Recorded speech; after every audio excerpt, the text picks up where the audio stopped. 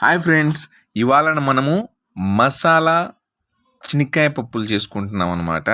దీనికి సంబంధించి మంచి చెనిక్కాయ పప్పులు తీసుకున్నాం.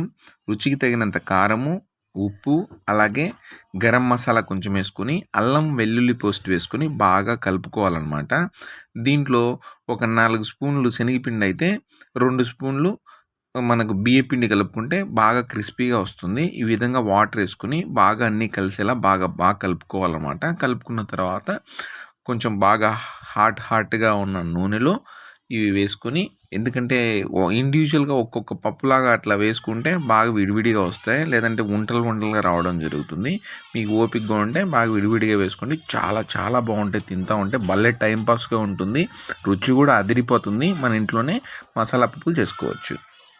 మీకు నచ్చితే లైక్ చేయండి, కామెంట్ చేయండి, సబ్స్క్రైబ్ చేయండి. మా వంటలను ప్రతిరోజు వాచ్ చేయండి. థ్యాంక్